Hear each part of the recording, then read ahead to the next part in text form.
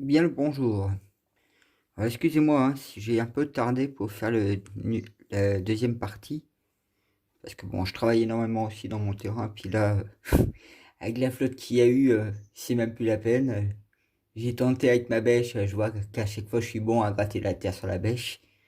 Donc du coup, je suis obligé de faire une pause forcée à cause de la flotte qui mouille beaucoup trop ma terre. Donc voilà, je vais vous faire la partie 2. Donc je vais retrouver la partie où on s'était arrêté. J'avais noté sur mon cahier, c'était plus simple pour moi.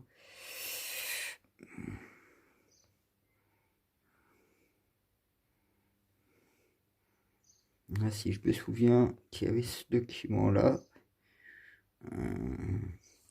Je, reviens, je reviens dans 2 secondes.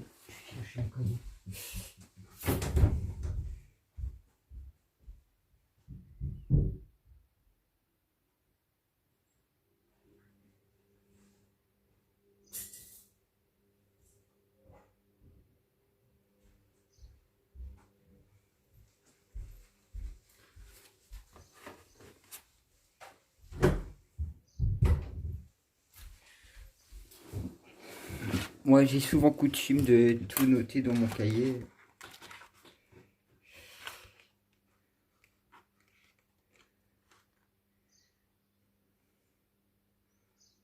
Donc c'est un...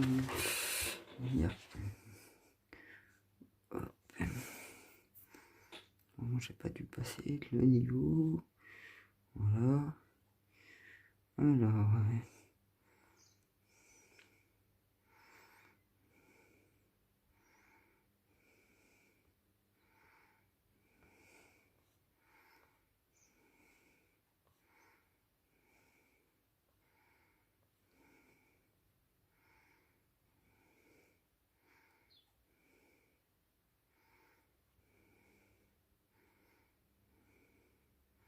voilà. Donc, je vais reprendre un petit peu plus haut.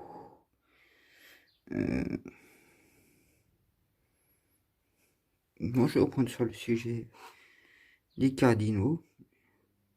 Donc, c'est sur le sujet de Giorgio Bongiovanni, sicilien en mission pour le ciel. Alors, le texte est mis le texte en français. Les millions des cardinaux, terres, villas, comptes bancaires bien garnis, le rapport du sort de tous les cardinaux, les données de mise à jour jusqu'en avril 2014. Qui vit sur la charité selon Jésus est riche, qui demande la charité est pauvre. Appartements, immeubles, terrains, le sort de tous les cardinaux, les données mises à jour jusqu'en avril 2014. Saint-Pierre n'avait aucun compte bancaire, dit le pape François. C'est vrai qu'à son époque, c'était pas Saint-Pierre, à l'époque ça a été créé, c'était pas, il n'y avait pas tout ce monde qui existe actuellement. En se servant de l'exemple de Saint François, ça me fait penser à Saint François d'Assise, guidé par la pauvreté de l'Église des pauvres, si chère au fondateur de l'ordre mondial. Un compte bancaire bien fourni sous la main de la Sainte Église romaine et aussi des dépenses agréables, sans compter les imports bien et avoirs en sa jouissance. Veuillez noter que beaucoup obtiennent un complément légal d'héritage familial ou de legs privé et volontaire, ont-ils avoué dans un livre du journal Mario Guarino sur Vaticatch. Son nouveau livre publié par les éditions Enquête Quenet. Une condensée d'explications dans ces pages qui comprend des mois de recherche sur le terrain, les biens personnels de plus d'une centaine de prélabes. Je donne de mise à jour jusqu'en 2014. Toutes les déclarations d'administration fiscale sur une base régulière. Je peux ajouter jusqu'au travers de tout cela aucune dénonciation de scandale judiciaire, aucune plainte dans mes propos, mais une réflexion sur la richesse et la pauvreté avec le nombre de références religieuses et citations des évangiles. Parmi les noms qui apparaissent dans le livre très riche et bien documenté apparaît le nom de Monsieur Liberio Andreetta, chef de l'opéra Romagna Pellegrinaggi. Excusez-moi, hein, au niveau italien, je suis pas un fan de l'Italie, hein. Donc si j'écorche les mots italiens ou autres, hein, c'est pas de ma faute. Donc avec 38 fiches de cadastre et ses biens immobiliers, cadastre de terres agricoles entre le Marenna et la campagne de Trévis. Un bâtiment de 1432 mètres carrés et 3 propriétés en vertu de l'usufruit et une série de bâtiments entre Vianello et Somprognano, ou encore l'archevêque de Palerne, cardinal Paolo Romeo, avec 8 appartements et 6 studios. Studio 22, des espaces de résidence, des terres agricoles, y compris un grand verger, ou encore Celieno, archevêque Etone Balestrero, classe de 66, tout en servant de nonce apostolique en Colombie. Maintient plusieurs propriétés en Italie, y compris une résidence de 10 chambres à Rome en via Lucius, à Franius, 4 unités millions. Je ne comprends pas trop de ce charabia, mais bon.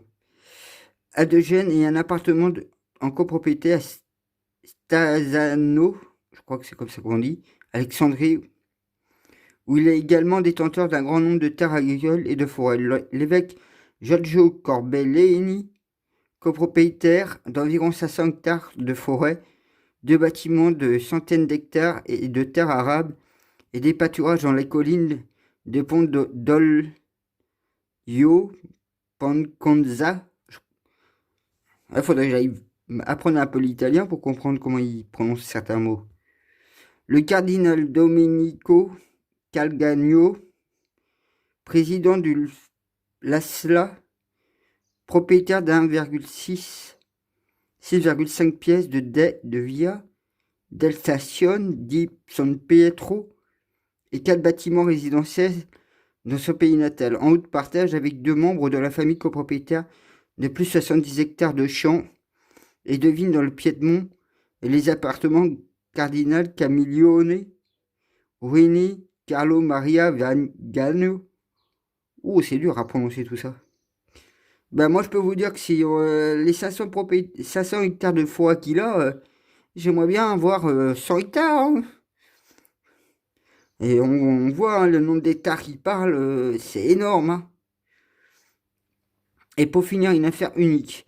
Donc, Agostino Capola, ancien pasteur de Carini, arrêté et condamné parce que complice du clan mafieux des Carleonesti, a épousé secrètement Toto Riena alors qu'il était dans la clandestinité, gardé des vêtements liturgiques. Tous les biens découverts de Don Shackman furent saisis par les juges. Pourtant, à ce jour, l'exprès possède 83 hectares d'olives et d'agrumes, 14 de Carini, et ainsi que la possession perpétuelle avec l'ancien système d'amphithéose de 49 hectares de campagne et de bâtiments de patrinico. J'ai pas voulu lire la suite parce que là, je viens de me... comme je vous dis, je parle pas déjà l'italien et là, on se retrouve qu'avec de l'italien. Donc, je suis désolé, là, je vais pas faire ce morceau-là. Je parle déjà pas italien, mais alors en plus, si je vous mentionne tout ce qui est en italien, alors que je sais même pas ce que ça veut dire exactement.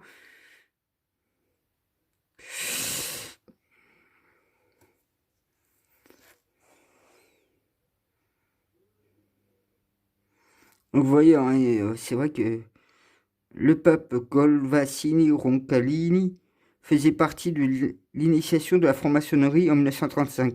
Il était nonce en Turquie, où il avait des cercles initiatiques. Lors d'un rituel, le futur pape voit ce qui risque d'arriver dans le monde. Et parmi ces nombreux prophétiques qu'il a reçus, il y a un sujet de contact extraterrestre. Un nombre croissant de cils, les lumières du ciel seront rouges, vertes, bleues, rapides. Alors ça j'avais déjà vu les vaisseaux et j'avais capté en fait que c'est un code de Morse en fait avec des couleurs bien définies. Donc pour moi c'est un code de Morse qui se transmet d'un vaisseau à un autre. Donc ils savent automatiquement par un système de Morse. Et les couleurs aussi vont avoir par rapport au niveau d'expérience que la personne a pour piloter ses engins. Donc j'ai vu tout un dossier dessus aussi par rapport à ça. Gandhi, c'est une personne qui arrive au loin et va rencontrer des gens de la Terre. Il a été contacté, mais préfère garder le silence.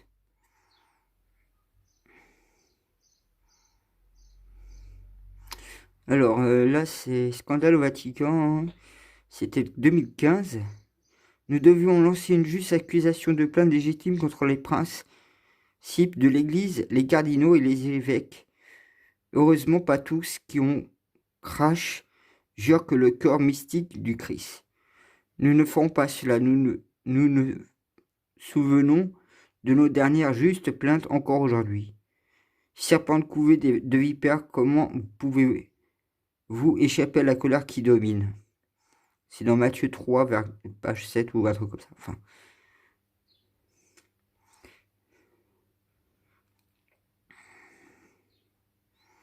Donc, scandale au Vatican, le pape est-il en danger? Donc, c'était le 9 novembre 2015. Rien de nouveau sur le soleil, mais que l'enquête du Vatican II met à la surface les scandales de la Cité du Vatican est une épreuve exceptionnelle pour les mécanismes corrompus qui se cachent derrière la gestion personnelle de l'argent. Ce scandale n'applique pas jusqu'à preuve au contraire le pape François est en fait l'inspiration indirecte de réformes pour la transparence des comptes. Une réforme qui n'avait jamais connu un large rayon et presque aucun précesseur, qui, comme le pape actuel, il a promu une réelle propriété à l'intérieur du Vatican. Le seul exemple du pape Jean-Paul I, précédé peut-être seulement par Célestin V dans son enfer pour des raisons politiques mais aussi politiques, devient pape à une époque où l'Église a été dévastée par la corruption des évêques et des cardinaux, dont certains tels que Paul Marcinkus, ancien président de l'Institut pour les œuvres de religion Lior, blanchisseur d'argent mafia du trafic de drogue et des centaines de milliards de lire de l'époque. La lire, c'était la monnaie italienne avant que ça disparaisse avec l'euro. C'est comme le PCTA, c'est le suédos, le franc français, belge, ou les couronnes, etc. Ou le Deutsche Mark. Jean-Paul II a décidé au lendemain des élections une importante réforme très semblable à celle de François. Il mourut subitement.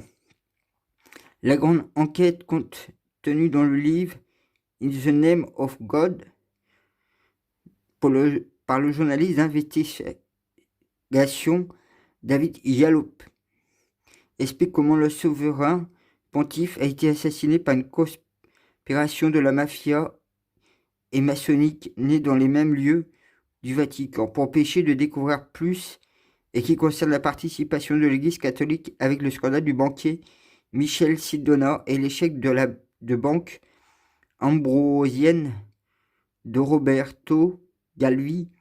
La Banque du Vatican est l'un de ses principaux partenaires pour clore le dossier. Choisi d'octroyer un déménagement défini comme une contribution volontaire au pays de 250 millions de dollars en faveur de la liquidation de l'Ambrosiano, mais refuse d'accorder l'extradition de Marcinkus, l'objet d'une arrestation mandat pour complicité de faillite frauduleuse du Banco Bronziano Galvi. Aujourd'hui, l'ombre de scandale est de retour.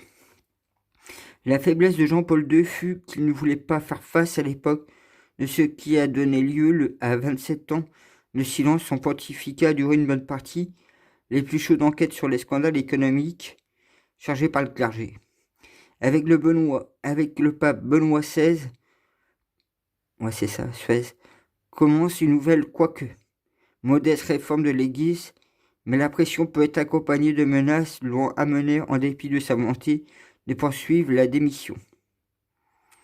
Déjà avec votre choix d'un nom pour le nouveau pape, Francis Bergoglio a lancé un message laissant entendre que sa mission aurait beaucoup plus de caractère. Continuer les réformes commencent à donner prestige. Déjà au début de son pontificat, lorsque Dur constate le phénomène de la pédophilie parmi le clergé épargné, ceux à l'intérieur les rôles de l'Église couverts de puissance. Aujourd'hui, à la suite de la fuite qui a donné naissance au deuxième chapitre de l'enquête Vatilek, je sais pas comment on lit ce mot-là, Vatilek, sont deux livres qui révèlent beaucoup des parcelles et des mécanismes qui se cachent derrière les scandales économiques du Vatican, Via Crucis par Gianluigi Nuzzi, entre parenthèses, ils mettent Charletter, et ils mettent pas des mots faciles, hein, on est d'où. Et la cupidité par Emiliano Fittipaldi, donc Feltrini, Nelly. Excusez-moi, hein, franchement, c'est l'horreur pour lire certains trucs. Hein.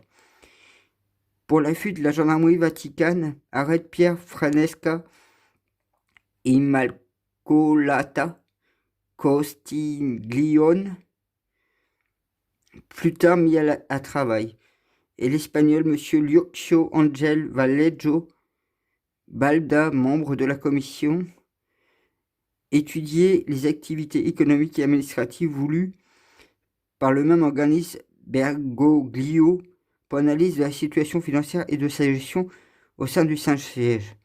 Un tremblement réel dans lequel la presse italienne et internationale a été lancée contre les 2 volumes qui est né de fait et l'épreuve déchets de luxueuse pentouse gigantesque, plus de 400 mètres carrés, quand Franesco pape a un appartement juste 50 mètres carrés, compte de la propriété et du voyage millionnaire pharaonique, ainsi tout d'une gestion financière extrêmement orientée. Donc vous voyez, hein, il y a encore des pages et des pages. Donc moi je vais m'arrêter sur ça. Donc vous allez me dire que j'aurai pas lu entièrement tout, mais c'est à tout chacun de mener plus ses enquêtes, ses recherches. Tiens, là je vois qu'il parle de Fatima. On va peut-être lire cette page aussi. Le 23 octobre 1958, le pape Pie VII, devant 700 catholiques américains, a prononcé le discours suivant. Le monde invisible autour de la Terre et l'espace est réel et parallèle au monde visible. Que nous connaissons, l'humanité a toujours été protégée par des êtres qui voient le visage de Dieu de près. Le pape Pie XII, 12, a dit « Nous sommes venus vers vous dans les temps passés afin de vous permettre d'accomplir ce que Jésus a révélé. » Dominica de Corienne rapporte une vision extraordinaire du pape en présence du cardinal Tedeschini, l'égal du pape lors de la célébration du sanctuaire de Fatima au Portugal. Le pape Pie XII a raconté qu'en octobre 1950, pendant qu'il marchait seul dans les jardins du Vatican, il a vu 3 fois le soleil se transformer en un plateau d'argent et tourner sur lui-même, projetant dans toutes les directions des faisceaux lumineux changeant de couleur. Le phénomène merveilleux fut révélé à plusieurs personnes sur plusieurs années, précisant dans la ville de Fatima. Le message prophétique de Pie XII, d'après Renzo Bacchara, la presse dans Le Monde de 1954, consacra une large place à un fait provenant du Vatican. Il était dit dans le message que le pape XII avait eu une vision. Le pontife était malade depuis quelques jours. Alité, Jésus lui apparaît pour lui confier un message important pour l'humanité tout entière. Le Vatican, devant l'incroyable information, teinte, comme d'habitude, un silence discret.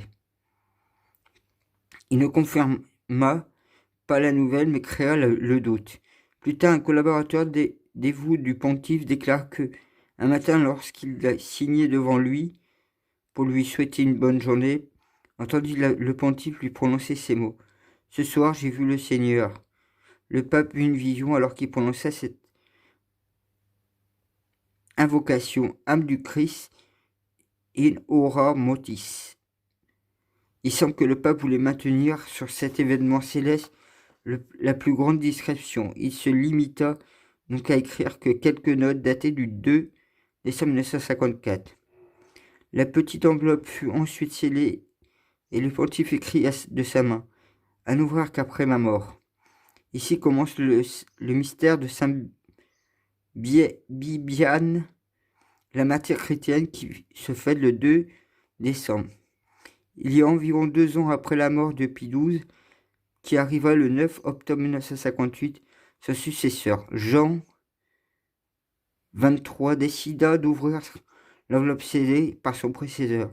Mais après avoir lu et relu le message, il décida de ne pas le rendre public, comme cela fut pour la 3e secret de Fatima. Plus tard, les proches collaborateurs de Jean-Paul II ont rouvert l'enveloppe et le contenu a été recueilli par un groupe charismatique romain.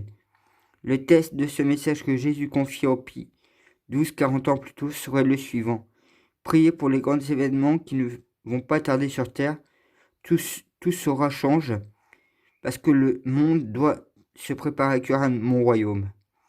Ce message prophétique a été placé au centre des médiations de mon groupe charismatique qui opère à travers la prière et la charité dans plusieurs villes italiennes et françaises.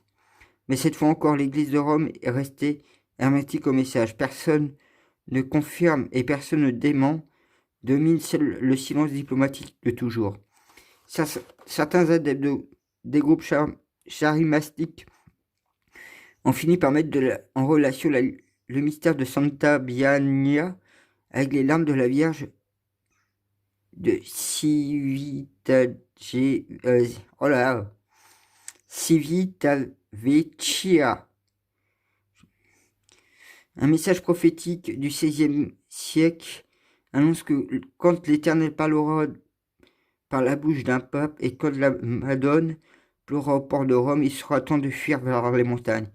Car sur la terre, marquée par des hommes, il va passer la charrue, chaque herbe, chaque racine, chaque pierre seront déplacées d'endroits. La terre marquée par l'homme, ça pourrait être notre civilisation. D'après cette prophétique, trouvera bientôt une barre par une mystérieuse décès divine.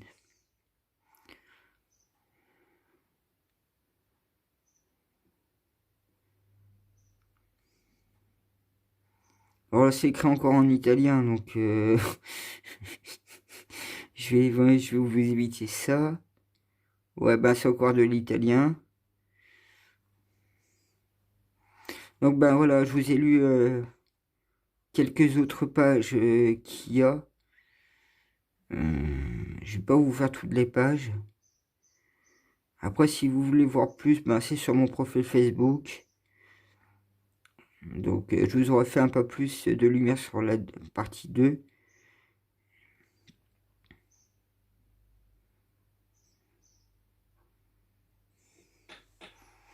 Là, vous voyez. Hein.